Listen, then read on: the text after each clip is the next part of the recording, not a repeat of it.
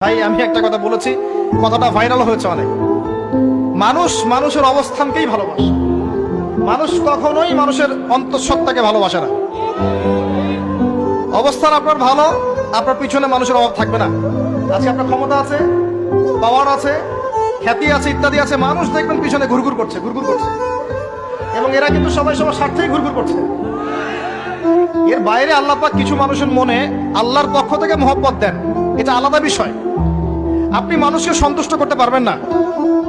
পরিবার, বাবা মা, ছেলে মেয়ে, বউ বাচ্চা, কাউকে সন্তুষ্ট করতে পারবেন না। 100% আপনি কাউকে সন্তুষ্ট করতে পারবেন না। সারা জীবন করে যাবেন, আপনার বিরুদ্ধে অভিযোগ থেকেই যাবে। শুধু আল্লাহ রাব্বুল আলামিন অপেক্ষা করে বসে আছেন, আপনি কখন তওবা করে তার দিকে ফিরে আসবেন। দিন আল্লাহ পাক আপনাকে মাফ করে দিবেন ইনশাআল্লাহ। আল্লাহ পাক বলেছেন, শুনেন, ইল্লা মান তাবা, যে অনেক গুনাহ করেছে, শিরক করেছে, জিনা করেছে, মদ খেয়েছে, বিদআত করেছে, হারাম খেয়েছে, আল্লাহ পাকের অবাধ্য হয়েছে, নামাজ পড়ে নাই, যাকাত দেয় না, ইত্যাদি ইত্যাদি অনেক অন্যায় করেছে,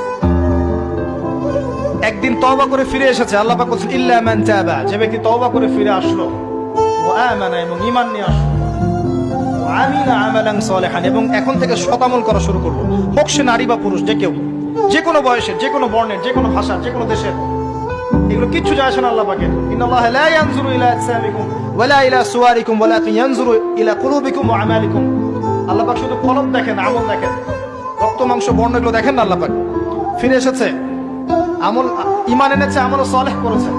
আল্লাহ পাক বলেছে উলাইকা, এরাই তারা, ইউবাদদিলুল্লাহু সাইয়্যাতিহিম হাসানাত, এরাই সেই ব্যক্তি যাদের সমস্ত গুনাহকে আমি আল্লাহ নেকি দিয়ে পরিবর্তন করে দেব। আল্লাহ অপেক্ষা করছেন আপনার জন্য।